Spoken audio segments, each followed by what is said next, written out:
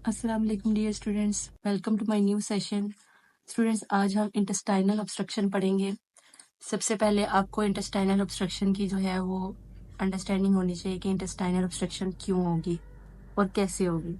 Intestinal obstruction basically intestinal contents की वजह से हो सकती है, किसी ट्यूमर की वजह से हो सकती है, एब्सेस की वजह से हो सकती है, कोई भी अनडाइजेस्टेड फूड की वजह से हो सकती है, या कोई मस्कुलर डिसऑर्डर है, एंडोक्राइन डिसऑर्डर है। अब ब्लॉकेज किस वजह से हो रही है? When blockage prevents the normal flow of intestinal content through the intestinal tract.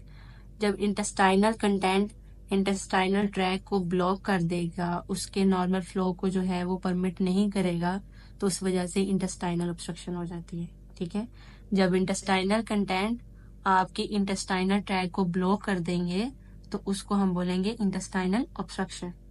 अब ये दो कॉजेज हैं इसके अंदर, या तो वो ये ऑब्स्ट्रक्शन मैकेनिकल हो सकती है या फिर फंक्शनल ऑब्स्ट्रक्शन हो सकती है। मैकेनिकल ऑब्स्ट्रक्शन के अंदर इंटरसेप्शन आता है, जिसमें आपकी एक इंटेस्टाइनल पार्ट जो है वो दूसरे इंटेस्टाइन के अंदर टेलीस्कोप कर जाता है। ठीक है, आपकी ये इंटेस्टाइन है, दूसरे इंटेस्टाइन जो है उसका पार्ट है वो उसके अंदर टेलीस्कोप कर जाएगा, उसके अंदर मूव कर जाएगा, जिसकी वजह से क्या होगा, ऑब्स्ट्रक्शन और ब्लीडिंग के चांसेस हो सकते हैं। ट्यूमर की वजह से हो सकता है, कोई एब्सेस फॉर्मेशन है उसकी वजह से ऑब्स्ट्रक्शन आ रही है, या डिजॉर्ड्स हैं, कोई फॉरेन ऑब्जेक्ट है, लाइक आपकी इंटेस्टाइन के अंदर कोई अनडाइजेस्टेड फूड है, पार्शली डाइजेस्टेड फूड है जिसने एक पार्शली पैक फॉर्म ले ली है, एक ऐसा मटेरियल जो एक पैक फॉर्म ले ली है। ठीक है, वो अनडाइजेस्टेड मटेरियल वो भी क्या करेगा, मैकेनिकली उसको ऑब्स्ट्रक्ट करेगा इंटेस्टाइन को। ठीक है, तो इंटरसेप्शन है, ट्यूमर है, एब्सेस है और डिजॉर्ड्स हैं। ठीक है, अनडाइजेस्टेड फूड है। सो ये जो है ये आपके मैकेनिकल ऑब्स्ट्रक्शन जो है वो क्रिएट करेंगे इंटेस्टाइनल ट्रैक्ट के अंदर। फंक्शनल ऑब्स्ट्रक्शंस कौन सी हो सकती हैं? कोई मस्कुलर डिसऑर्डर हो सकता है, ठीक है, इंटेस्टाइनल मूवमेंट नहीं आ रही है। एंडोक्राइन डिसऑर्डर्स हो सकते हैं जिसमें डायबिटीज एक्सेट्रा आती हैं आपकी। न्यूरोलॉजिकल डिसऑर्डर हो सकता है, लाइक पार्किंसन डिजीज है। तो मस्कुलर डिसऑर्डर्स की वजह से जो है वो इंटेस्टाइनल मूवमेंट नहीं आ रही है, इंटेस्टाइनल ऑब्स्ट्रक्शन आ रही है। एंडोक्राइन डिसऑर्डर्स की वजह से आ सकती है और न्यूरोलॉजिकल डिसऑर्डर्स की वजह से आ सकती है।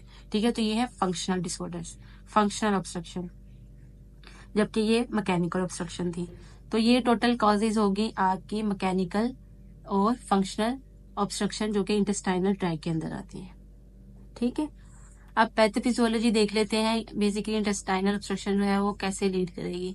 इंटेस्टाइनल कंटेंट जो होगा, जो भी फ्लूड है, डाइजेस्टेड फूड है, गैस अकामुलेट हो जाती है, तो वो क्या करेगी, इन दोनों की अकामुलेशन की वजह से एब्डोमेन जो है वो आपका डिस्टेंड हो जाएगा और वो जो फ्लूड है उसकी रिटेंशन स्टार्ट हो जाएगी। फ्लूइड रिटेंशन या गैस अकामुलेशन क्यों हो रही है, कंटेंट क्यों वहां पे अकामुलेट कर रहा है? कोई एडिनोकार्सिनोमा हो सकता है अगर लार्ज बाउल की बात की जाए तो। ठीक है, लार्ज बाउल के अंदर कोई एडिनोकार्सिनोमा है, यानी कोई मेलिग्नेंसी है, तो उसकी वजह से ऑब्स्ट्रक्शन आ रही है और ये जो कंटेंट है, इंटेस्टाइनल फ्लूइड है, गैस है, ये क्या कर रही है, वहां पे अकामुलेट होना शुरू हो गया, जिसकी वजह से एब्डोमेन डिस्टेंड होने लग गया। अब ये जो डिस्टेंशन है, रिटेंशन है फ्लूइड की, ये क्या करेगी, इंट्रालुमिनल इंटरइंटेस्टाइनल प्रेशर को इंक्रीज कर देंगी। इससे जो उसकी ब्लड सप्लाई है, कैपिलरी आर्टरियल प्रेशर है, वो डाउन जाना शुरू हो जाएगा, उसकी ब्लड सप्लाई जो है वो कॉम्प्रोमाइज होना शुरू हो जाएगी। इससे अडीमा, वहां पे फ्लूइड रिटेंशन, कंजेशन और नेक्रोसिस होगी due to the obstructed blood flow. ठीक है, देन ये कंडीशन क्या करेगी, इंटेस्टाइनल रप्चर कर सकती है, परफोरेशन कर सकती है, यानी वहां पे कोई होल बन सकता है आपके इंटेस्टाइन के अंदर। और जब होल फॉर्मेशन हो जाएगी तो ये सारा कंटेंट जो है वो आपकी पेरिटोनियम को इरिटेट कर सकता है, वहां पे इन्फ्लेमेशन हो सकती है, तो पेरिटोनाइटिस की कंडीशन भी डेवलप कर सकती है। ठीक है, तो ये आगे इसकी कॉम्प्लिकेशन कह सकते हैं। इंटेस्टाइनल कंटेंट फ्लूइड, गैस अकमुलेट होना शुरू हो गया किसी भी ट्यूमर की वजह से, जो भी फंक्शन है, मैकेनिकल ऑब्स्ट्रक्शन थी, ठीक है, उसकी वजह से इंट्रालुमिनल प्रेशर इंक्रीज हो गया, कैपिलरी आर्टरियल प्रेशर कम हो जाएगा इंटेस्टाइनल ट्रैक के अंदर। ठीक है, उसकी वजह से नेक्रोसिस और रप्चर कर सकती हैं, कंजेशन हो सकती है, रप्चर और परफोरेशन की वजह से आगे पेरिटोनाइटिस यानी पेरिटोनियम की इन्फ्लेमेशन भी हो सकती है। ये है इसकी पैथोफिजियोलॉजी। स्टूडेंट्स, अब साइनल सिम्टम देख लेते हैं, स्मॉल बाउल ऑब्स्ट्रक्शन और लार्ज बाउल ऑब्स्ट्रक्शन के रिस्पेक्टिवली। ठीक है, स्मॉल बाउल ऑब्स्ट्रक्शन होगी तो उसमें कौन से सिम्टम्स आएंगे और लार्ज बाउल में कौन से आएंगे। स्मॉल बाउल जब भी ऑब्स्ट्रक्शन होगी तो उसमें पेशेंट को पेन होगी जो कि कॉलिकली इन नेचर होगी, कॉलिक की पेन होगी या क्रैम्पिंग पेन होगी, कम्स एंड गो वाली पेन। ठीक है, पेन होगी जो कि वेव लाइक है और कॉलिक की इन नेचर है। ब्लड पास करेगा स्टूल के अंदर, फीसिस पास करेगा, बट नो फीकल मैटर और नो फ्लूइड्स। यानी आपके जो फीकल मैटर है उसके अंदर सिर्फ पेशेंट म्यूकस पास कर रहा है या ब्लड, उसके अंदर फीकल मैटर नहीं है। ठीक है, ओनली ब्लड और म्यूकस पास करेगा, कोई फीकल मैटर पास नहीं कर सकेगा पेशेंट, ना कोई जो है वो फ्लेटस की कंडीशन है। ठीक है, कोई गैस बाउल मूवमेंट नहीं आएगी। वॉमिटिंग हो सकती है, इसके अंदर फ्रीक्वेंटली वॉमिटिंग होती है स्मॉल बाउल ऑब्स्ट्रक्शन के अंदर। अगर इलियम के अंदर ऑब्स्ट्रक्शन है, लाइक आपकी स्मॉल इंटेस्टाइन के लास्ट पोर्शन के अंदर कोई ऑब्स्ट्रक्शन है, तो फीकल वॉमिटिंग भी हो सकती है। लाइक वो आपकी स्मॉल इंटेस्टाइन को जब ऑब्स्ट्रक्ट करेगा तो वो सारा कंटेंट वापस आपकी जुजेनम में, डुडेनम में, देन स्टमक और एसोफेगस एंड वॉमिटिंग की कंडीशन ऑफ फीकल मैटर। देखा होगा आपने स्मॉल बाउल ऑब्स्ट्रक्शन के पेशेंट के अंदर बहुत जो है वो बिलस वॉमिटिंग होती है, ग्रीन उसका कंटेंट होता है। ठीक है, तो ये जो वॉमिटिंग है ये स्मॉल बाउल ऑब्स्ट्रक्शन के अंदर जो है वो प्रेजेंट करती है। डिहाइड्रेशन की कंडीशन हो सकती है, मैल अब्सॉर्प्शन की वजह से, वॉमिटिंग की वजह से। ठीक है, तो पेन है जो कि वेव लाइक है, कोई फीकल मैटर पास नहीं कर रहा है, इंस्टेड वो पेशेंट जो है वो ब्लड और म्यूकस पास कर रहा है अपनी। वॉमिटिंग बहुत ज्यादा हो रही है इसके अंदर, फीकल वॉमिटिंग के भी सिम्टम्स आएंगे, डिहाइड्रेशन जो है वो प्रेजेंट करेगा पेशेंट। अब लार्ज बाउल ऑब्स्ट्रक्शन की बात करें तो इसके सिम्टम्स जो है वो स्लोली डिवेलप करते हैं। ठीक है, कॉन्स्टिपेशन की जो है वो इसके अंदर सिम्टम्स आएंगे, बाउल मूवमेंट्स बहुत कम आ रही है, पेशेंट जो है वो फीकल मैटर पास नहीं कर पा रहा है, बहुत स्वेयर वोमिट कॉन्स्टिपेशन हो सकती है, ऑब्स्टिपेशन इसको बोलते हैं। ठीक है, तो कॉन्स्टिपेशन है, स्टूल का जो स्ट्रक्चर है वो शेप जो है वो चेंज हो जाएगी, और कॉन्स्टिपेशन की वजह से, बहुत ज्यादा स्वेयर कॉन्स्टिपेशन की वजह से स्टूल का जो स्ट्रक्चर है, शेप है, वो भी चेंज हो जाएगी। अच्छा, वेट लॉस है, ब्लड लॉस की कंडीशन है, पेशेंट एनोरेक्सिया प्रेजेंट करेगा, फीकल वॉमिटिंग हो सकती है और पेशेंट शॉक में भी जा सकता है। ठीक है, ड्यू टू द डिहाइड्रेशन। अब ये सिम्टम्स जो लार्ज बाउल के हैं ये इसके अंदर मैंने मेंशन किए हुए हैं, और स्मॉल बाउल ऑब्स्ट्रक्शन के सेपरेटली मेंशन किए हुए हैं। ठीक है, इसका क्वेश्चन भी आ सकता है, साइन एंड सिम्टम पूछे जा सकते हैं, स्मॉल बाउल और लार्ज बाउल ऑब्स्ट्रक्शन के जो है वो साइन एंड सिम्टम को डिफ्रेंशिएट करें। ठीक है, तो ये होगी आपकी sign and symptom. Diagnostic finding कैसे करेंगे, एब्डोमिनल एक्सरे करवा सकते हैं, सीटी और एमआरआई करवा के हम पेशेंट की ऑब्स्ट्रक्शन को जो है वो एवेलुएट कर सकते हैं, आइडेंटिफाई कर सकते हैं, रूल आउट कर सकते हैं। मेडिकल मैनेजमेंट अगर देखें तो इसमें हमने पेशेंट का बेसिकली इंट्रावास्कुलर वॉल्यूम जो है वो मेंटेन करना है। ये जो एडिमा और कंजेशन की कंडीशन है, उसकी डिहाइड्रेशन की कंडीशन है, उसको हमने जो है वॉल्यूम को नॉर्मल करना है। तो इंट्रावास्कुलर जो वॉल्यूम है उसको हमने कोप अप करना है, रिजर्वेशन करनी है, उसकी रिस्टोरेशन करनी है।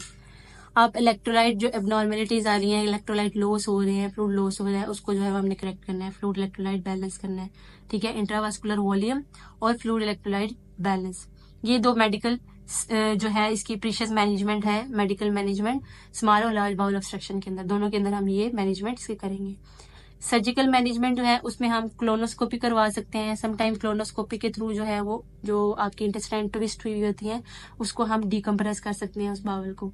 ठीक है, तो क्लोनोस्कोपी के थ्रू भी जो है वो हम उस ट्विस्टिंग को, अगर तो वो इंटरसेप्शन की कंडीशन है या बाउल ट्विस्ट हुई हुई है जिसकी वजह से ऑब्स्ट्रक्शन आ रही है, ब्लीडिंग के चांसेस हो रहे हैं पेशेंट के अंदर, तो उसको क्लोनोस्कोपी के थ्रू भी जो है वो हम अनट्विस्ट कर सकते हैं, डिकम्प्रेस कर सकते हैं।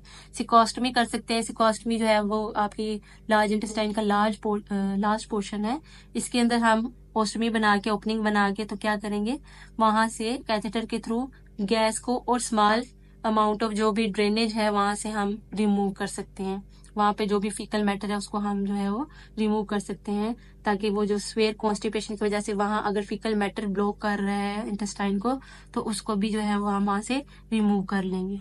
ठीक है, देन आ जाती है surgical resection to remove the obstructing layer. Surgically resect भी कर सकते हैं उस लेयन को, उस ट्यूमर को, उन टिश्यूज को, एब्सिस को जो उस इंटेस्टाइनल ट्रैक को ऑब्स्ट्रक्ट कर रहे हैं, तो उसको सर्जिकली भी हम रिमूव कर सकते हैं। इलियो एनल एनेस्टोमोसिस कर सकते हैं अगर हमें कोलोन को रिमूव करना पड़ जाता है, अगर ऑब्स्ट्रक्शन बहुत स्वेयर है, बहुत ज्यादा कॉन्स्टिपेशन की वजह से फीकल मैटर ऑब्स्ट्रक्ट कर गया हुआ है, इंटेस्टाइनल डैमेज है, तो उसके लिए हम क्या करेंगे, फिर इलियो एनल एनेस्टोमोस यानी कोलोन को रिमूव कर देंगे और इलियम का वही जे पाउच बनाकर उसको हम एनस के साथ एनेस्टोमोस कर देंगे। ठीक है, तो इस तरह से आपकी कोलोन का काम जो है वो इलियम से लेंगे और आपकी इंटेस्टाइनल ट्रैक की जो ऑब्स्ट्रक्शन है उसको रिलीव कर सकते हैं। ठीक है, ये है इसकी सर्जिकल मैनेजमेंट, जिसमें हम क्लोनोस्कोपी के थ्रू अनट्विस्ट कर सकते हैं, सिकोस्टमी के थ्रू जो है वो ड्रेनेज कर सकते हैं, सर्जिकल रिसेक्शन कर सकते हैं ऑब्स्ट्रक्टिव लेजेंट्स की, और इलियन एनास्टोमोसिस बना सकते हैं रिस्टोर करने के लिए इंटेस्टाइनल फंक्शन को। ठीक है, ये इसकी है सर्जिकल मैनेजमेंट। इंटेस्टाइनल ऑब्स्ट्रक्शन की डेफिनेशन, कौन कौन सी ऑब्स्ट्रक्शन हो सकती है, वो मैकेनिकल है या फिर फंक्शनल है। पैथोफिजियोलॉजी देखी हमने, साइन एंड सिम्टम देख लिए स्मॉल बाउल ऑब्स्ट्रक्शन के और लार्ज बाउल ऑब्स्ट्रक्शन के, डायग्नोस्टिक फाइंडिंग्स देख ली हमने, एब्डोमिनल एक्सरे सिटी एमआरआई करवाया है। मेडिकल में हमने इंट्रावेस्कुलर वॉल्यूम और आईवी फ्लूइड जो है वो इलेक्ट्रोलाइट बैलेंस मेंटेन किया है। सर्जिकल मैनेजमेंट यही है जिसपे हमने 4 प्रोसीजर्स परफॉर्म किए हैं। ठीक है, अब स्टूडेंट्स इस पे इंटेस्टाइनल ऑब्स्ट्रक्शन में एक क्वेश्चन आता है, स्मॉल बाउल ऑब्स्ट्रक्शन और लार्ज बाउल ऑब्स्ट्रक्शन को जो है वो आप डिफरेंशिएट करें। तो इसमें कुछ पॉइंट्स हैं जो आप ऐड कर सकते हैं ये क्वेश्चन जो है वो फुलफिल करने के लिए, स्मॉल बाउल और लार्ज बाउल ऑब्स्ट्रक्शन का डिफरेंस। जो स्मॉल बाउल ऑब्स्ट्रक्शन होती है इसमें जो एब्डोमिनल पेन होती है उसके अंदर आप पेरिस्टाल्टिक वेव दे सकते हैं। ठीक है, एब्डोमिनल पेन होगी लेकिन विजिबल पेरिस्टाल्टिक मूवमेंट आ रही होती है पेशेंट के अपर और मिडल एब्डोमेन तक। ठीक है, अपर और एपिगैस्ट्रिक एब्डोमिनल डिस्टेंशन होगी इसके अंदर, स्मॉल बाउल के अंदर आपका जो सेंट्रल रीजन है अपर एब्डोमेन का वहां पे डिस्टेंशन होगी, और वहां पे जो है एपिगैस्ट्रिक जो रीजन है वहां पे एब्डोमिनल डिस्टेंशन होगी।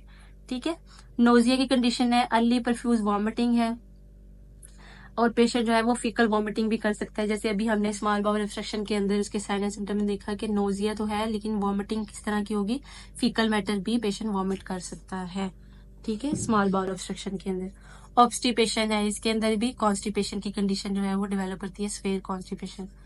Swear fluid and electrolyte imbalance होगा, मैल अब्जॉर्प्शन की वजह से, वॉमिटिंग की वजह से पेशेंट का फ्लूइड इलेक्ट्रोलाइट इम्बैलेंस हो जाएगा, और इसी कंडीशन की वजह से पेशेंट मेटाबॉलिक एल्कलोसिस की कंडीशन, बहुत ज्यादा गैस्ट्रिक कंटेंट लॉस होने की वजह से पेशेंट की मेटाबॉलिक एल्कलोसिस की, हाइड्रोजन लॉस होने की वजह से मेटाबॉलिक एल्कलोसिस की कंडीशन डेवलप कर सकती है।